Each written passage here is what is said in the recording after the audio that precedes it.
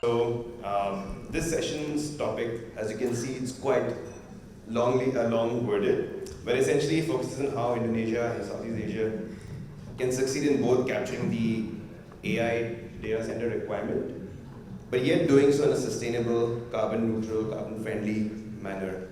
And also potentially what deal structures, partnerships may be required to enable that. So before we start, I'll just introduce our panelists. So we have Mr. Gautama, he's the Director of IT Advisory from Grant Thornton. Mr. Patrick is the Asia Vice President of the Uptime Institute. And we also have Johan from the INA, Indonesia's Investment Authority. So I just want to set some context before we go deeper into this discussion. As many of you know, Indonesia, as a government, they've really got ambitious plan to become one of the top 5 to 7 countries in terms of the GDP ranking by 2045. And this will require a really significant economic growth, upwards of 5 to 7% in the next few years. And while many of the projections right now are still around 4 or 5%, so there is a gap of about 1 to 2%. And our studies have basically uncovered that this gap can likely be fulfilled by the digital economy. The digital infrastructure, digital economy will be quite critical to kind of fuel this growth. So there's going to be a lot of demand for digital infrastructure, data centers, connectivity, fiber optics, submarine cables, satellite, and this will continue to rise. Now, if you look at data centers specifically, the current supply is around 200 megawatt in terms of megawatt, probably crossing 500 in the next 3 years by 2025, and probably north of 1,000 megawatt by 2030. So there's tremendous growth projected. But we also know globally, data centers are a really big consumer of fossil fuels and energy. And some studies indicate they contribute to about 5% of the global greenhouse gas emissions. So that's quite significant. Now, another complication is that Indonesia has set a 2060 a net zero target, as you may be aware, and there are also now discussions both in the private and public sector of pushing that even ahead to 2050. So there's a global push now for green DCs that's been happening. I see hyperscalers, especially the Western hyperscalers, making a push for green DCs. But I think we want to use this session to also understand, how real is this in Indonesia? How urgent is this in Indonesia? What is the demand for it, and what is needed to enable green DC in Indonesia, and as well as Southeast Asia? And so hopefully that kind of sets the context of the discussion. But I want to take it kind of one by one, right? And really want to understand with the current state of the maturity and adoption of cloud and AI. So just kind of understanding the demand levers.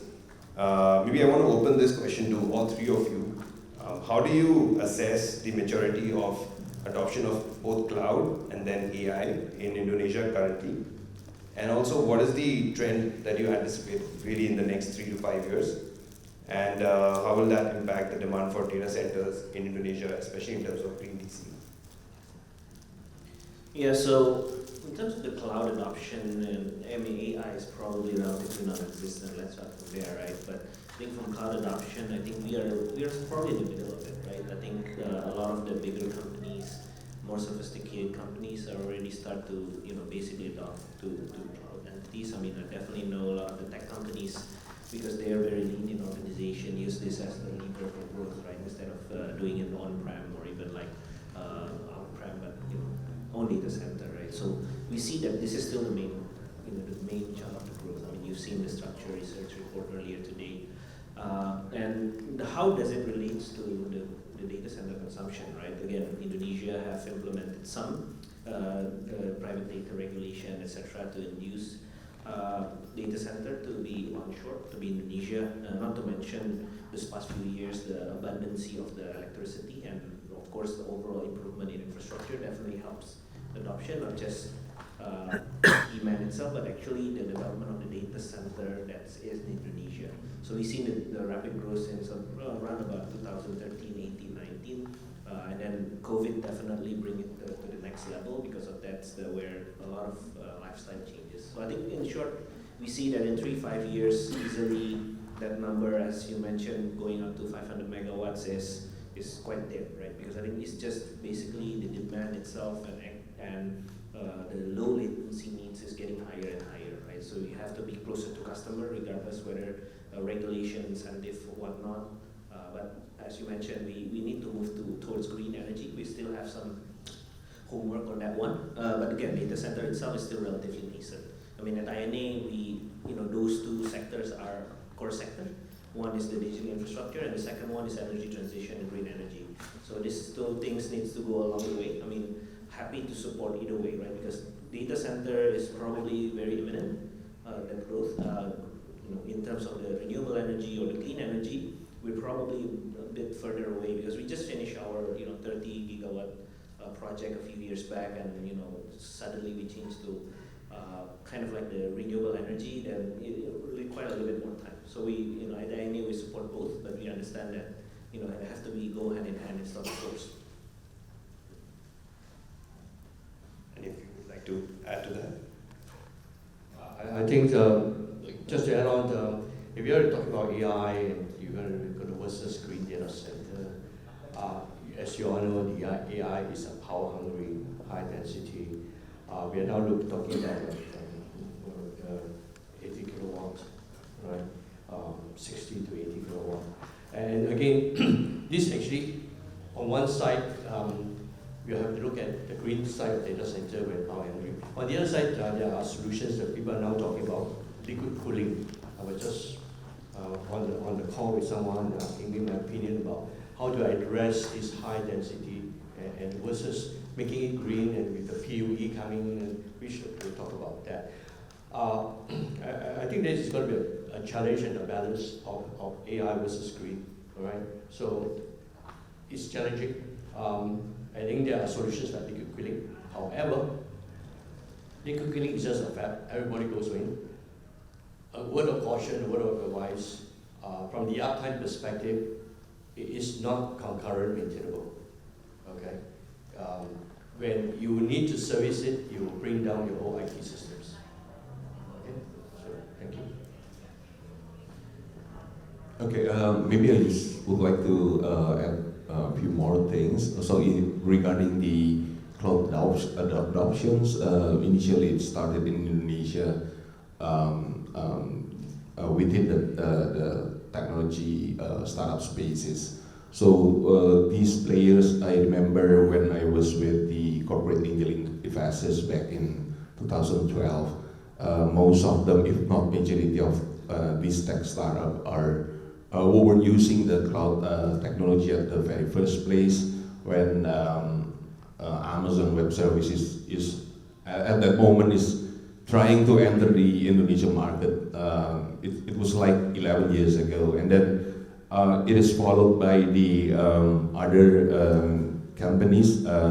Usually, most of them are in non-banking and financial service industry, because during those days we might have aware that the data or those cloud providers, physical data centers were still outside Indonesia, which makes the Indonesian government, in terms of the information sovereignty, it doesn't really match their expectations. But given that over the past 2 years, the cloud service providers are building their physical data centers within the country, I think the cloud adoptions within the next 5 years will arise in year-on-year basis. I think the other challenge will be like the skill set of the resources who have the adequate competence in the sense of knowledge and skills to at the very beginning to migrate from the on-premise into the cloud, and then have the adequate knowledge and skill set in the what do you call as the hybrid cloud model, as well as the multi-cloud. And in the sense of the what do you call as a green data center, I think over the past 3 decades, we have seen if there is any initiative in Indonesia which works, it should be using a top-down approach, starting from the government, like we know, like cashless Gerakan Nasional Non Tunai, right? It's a huge success because if you're using the bottom-up approach, it will never. I can safely say it will never work here in Indonesia. So the top-down approach should be what we call rollout in day-in, day-out basis. In particular, in regards with the green data center, because we know that the government has already have some initiatives starting from the tax holiday as well as the reductions in the corporate income tax, and as well as the import duties. I think that's a good start from the Indonesian government, and hopefully in October 2024, the next president will continue or will even accelerate the adoptions of the green data center. I think that's all. Thank you so much, and I think your opening remarks also kind of validate the trend of the serious adoption on cloud and the demand for data centers. Now going deeper into green DC, Patrick, I want to start with you. From an Indonesia perspective, or even broader, firstly, what is the kind of definitions for a green DC? Do you see some kind of standards being set, certifications, and where does the demand for the green DCs come from our customer segments? Okay, thank you. A green DC is not a PUE that's 1.3. Okay, that's a fact, right? A green DC basically is about IT efficiency, how you lower the cost of your IT efficiency. Yes, globally, we continue to see a strong preference and a trend towards green data centers, be it even in Indonesia or elsewhere, even Singapore particularly. For many of the organizations we interact with, the environmental footprint is becoming more and more of a key buying criteria. I'll give you an example. What I'm saying is that I received one, sort of survey from all the vendors and principals and all that from a client, asking you, filling like 5 pages, are you green? How do you associate with green? Do you have green training? Do you come up with green initiative? That sort of things. And I think this is very much push coming down. It's no more, this carbon footprint is really a realistic thing, and it's no longer a white, greenwashing thing. And this is also supported from the Uptime Institute data intelligence that the latest global survey, we showed that 80% of what we did in the survey respondents agreed that it's true, and there has been an increase in customers asking for environmental footprints metrics of product and services. Folks, 2030 is not a long time, it's not a long way more, okay? And unless it's a real drive towards this, and data centers are actually going into, to be a role model for green, it's just going to be just another whitewashing. Thank you. Thank you, Patrick. Gautama, maybe just your perspective on those various customer segments. You have the hyperscalers, core, the edge hyperscalers. Within the hyperscalers, you also have Western, Chinese, and then within the enterprise. What is the kind of demand you're seeing from each of these segments for green DC immediately, and what do you anticipate maybe, let's say, 5 years from now? Okay. At the moment, I think the hyperscaler will be the most demanding service, and it will keep the demand will be quite stable for the next 5 years, and then for the other technology like. For sure, the cloud computing services is still on the rise because more and more more and more organizations in the country are utilize the technology. They transform themselves through the digital transformations, and within the banking and financial sector, more and more digital banking service is launched. I think it's very positive for the next 5 years in overall, whether it is hyperscaler, cloud computing, as well as the data center. All right, thank you. So, Johan, now let's take an investor lens.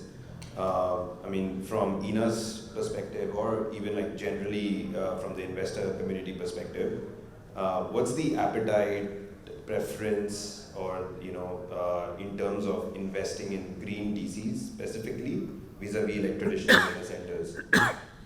So, I think for investor point of view, right? I think I just follow Patrick's definition, because I think green DC probably consists of 2 layers, right? I think the first layer is just your efficiency.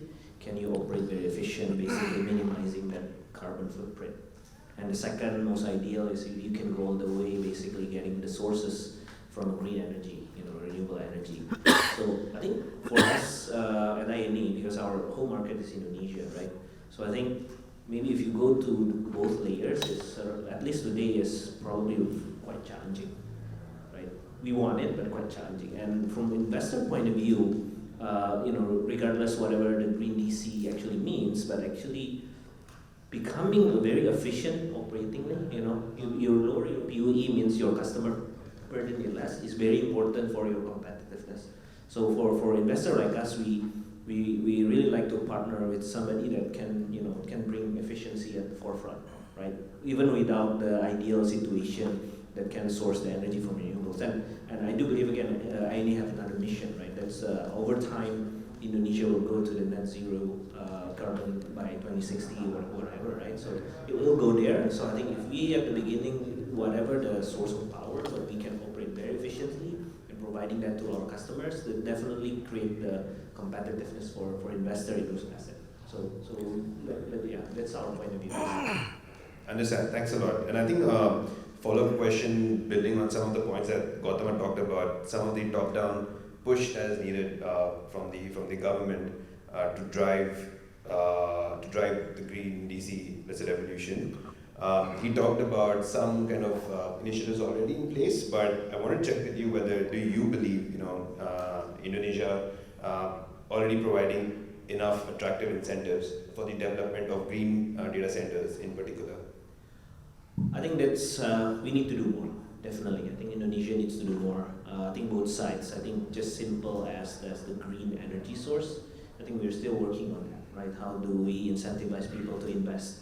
As I mentioned a few years back, we just finished our coal-fired power plant big time, right? So then we need government intervention to attract people to invest in the new sources of energy, right? Because we require a lot of energy.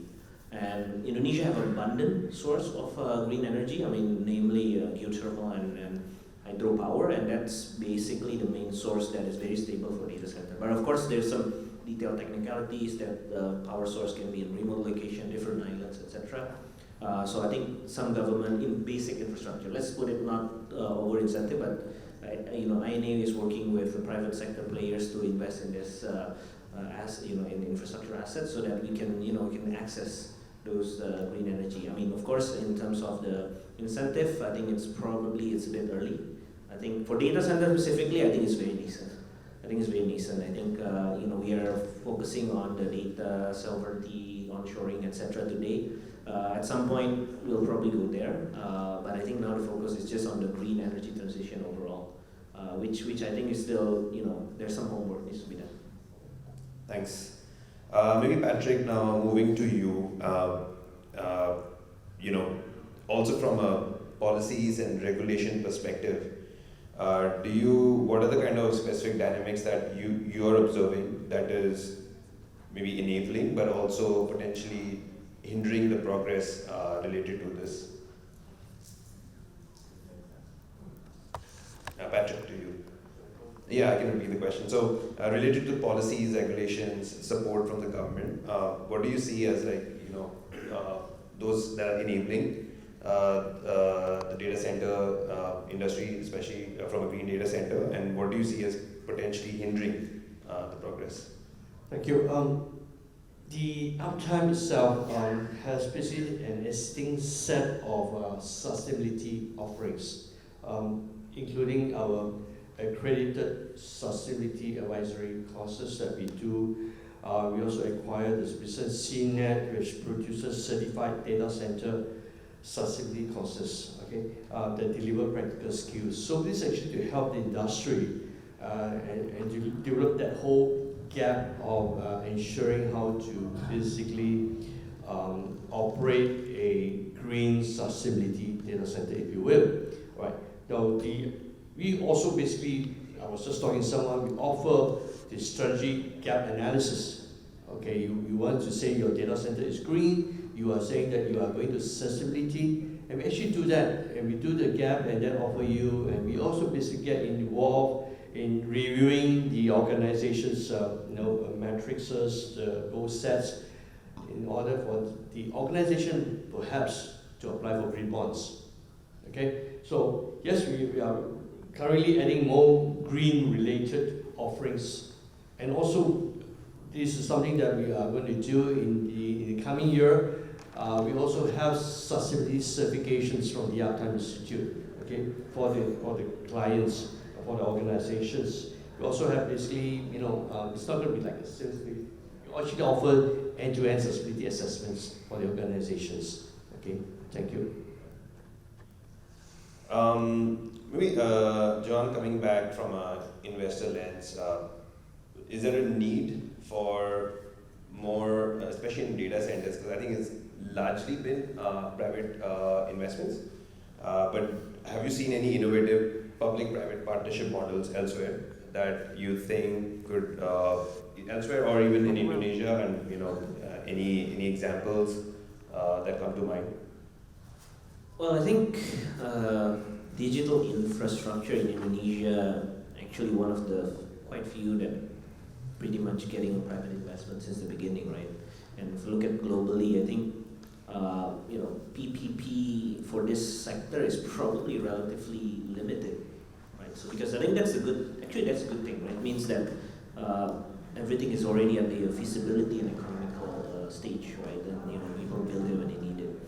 Specifically in Indonesia, probably I can say an example about digital infrastructure per se is in terms of connectivity.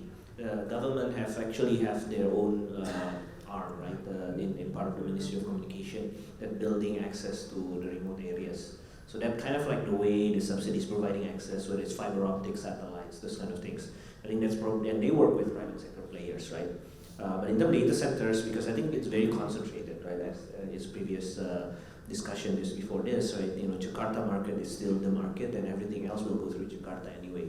So by doing the connectivity, it helps the digital economy as a backbone. So I think in a sense that I'm actually happy that Indonesia actually have been very in the forefront of private investment in this space. Yes, some government budget regulation needs to be allocated more to certain types, but I think even though in very limited or absence of special PPP arrangement, we're still pretty much growing and relatively well covered. A bit some way to go, but it's relatively in a good position.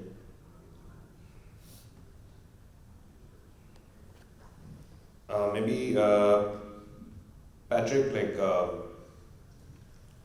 if you look at Indonesia and you compare to other regions, how do you view the progress of the green data centers compared to other emerging countries, especially in Southeast Asia? Is it at par? Are we maybe a bit ahead? It's a very good question, and I have to give it to you a very politically diplomatic answer. Okay, I will say the same thing when I'm in probably Malaysia, or this is the same thing if I'm in Thailand.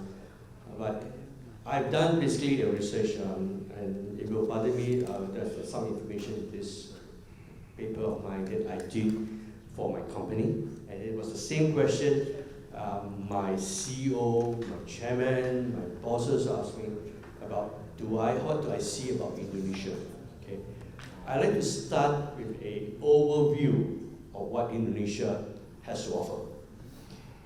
It is basically a vibrant and internet economy. I think you all know, fueled with growth. That's because of that there is a growth of data center. We need to understand basically, a synopsis of it, and then find out what actually are the causes of the market drivers. Okay, and what I'm going to say will probably be very beneficial to out there, your audience.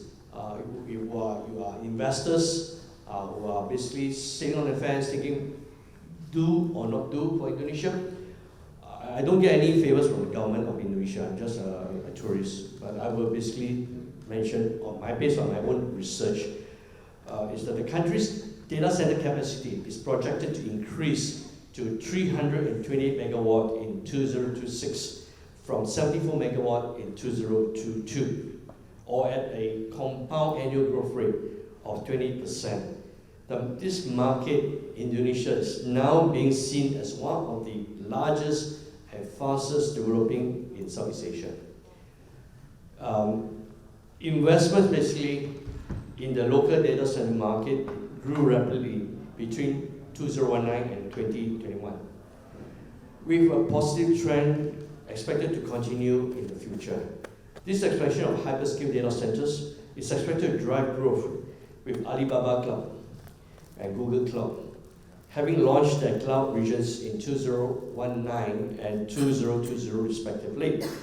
Tencent has rolled out in 2 areas in 2021, while AWS has deployed the same in 2022. Microsoft is expected to unveil its plans soon. Okay, I'm not finished actually. Okay, if I go on. There are several actually data center service providers in the market that are focused on co-location services, which you have seen just now from the previous presentation. However, the data center revenue is expected to continue, charting strong positive growth, supported by Indonesia's rapid growth in the internet company, given that operators are expanding their capacities. I will touch that in about 2 sentences from now. The domestic data center market is expected to see a compound annual growth rate of 33% between 2020 and 2026, to the tune of 10.1 Indonesian rupiah trillion, 10.1 trillion Indonesian rupiah, while revenue from the hyperscalers are projected to grow at a CAGR of 63% over the same period. Now, I've said that is the synopsis of the whole. I'm painting a picture, okay? But then someone will ask me, what is actually growing the economy versus the neighboring countries? One is your growing internet penetration and usage. Indonesia is what, like 250 million? The population of the expanding young and middle class are the main cause of your drivers. Okay, there were 204.7 million internet users in the country in January 2022, while the country was ranked 7 out of 11 ASEAN states for internet penetration. That's great stuff. It is about, on the average, the ASEAN penetration was an average of 74% compared to Indonesia, 77%. So that is one of the market growers. The next market growers was thanks to Singapore. The spillover was in fact from the Singapore moratorium on the new data centers partially lifted in 2022. And because of that, Batam benefited from that. Also, I think Gulf Capital is very happy hearing that. Then you have the Bekassis, the Cikarrangs, the Bogos of the world in Indonesia are reaping the benefits because of this moratorium. All right? I'm not going to touch about the rest of the other states, about Malaysia and Johor Bahru. I'm not going to talk about that. Okay. Then the third one is favorable regulation policies and investments. Your domestic regulations are supporting local data centers, which is one of the main major drivers. versus other ASEAN countries.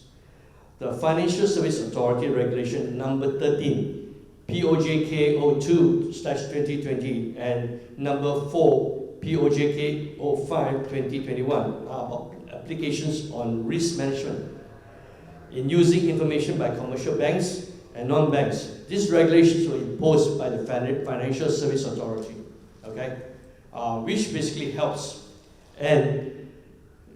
for the financial institutions. Non-bank financial institutions with assets more than 500 billion Indonesian rupiah must have data centers and disaster recovery centers. That's one of the drivers. Both banks and non-banks financial institutions' electric system must be placed in Indonesian territory. However, there are exceptions to the rule, but this must fulfill the authority's requirement. And last but not least, you have a favorable incentives for data center investments, favorable tax breaks. If you like to know about it, taxpayers making new investment in pioneer industry in Indonesia are eligible or may be eligible in the corporate income tax rate under the Ministry of Finance Regulation number 130 PMK 010/2020. Investments ranging from 100 to 500 billion Indonesian rupiah are entitled to a tax reduction of 50%, while investments exceeding Indonesian rupiah of 500 billion are entitled to a 100% tax reduction. The tax holiday is offered to pioneer businesses in digital economy, including data processing, hosting, and related digital economy activities, with the duration of the holiday contingent on the amount of investments. So these are the 4 factors in my research that differentiates Indonesia and the rest of ASEAN. Thank you. Thanks a lot, Patrick. And with that note, I know we're out of time. Any final remarks from the panelists? All right, so let's support everyone to get this event back on time. Thank you so much for your time. You're welcome. And everyone, I think the next event is a kind of a coffee break, networking session in the next room. Thank you.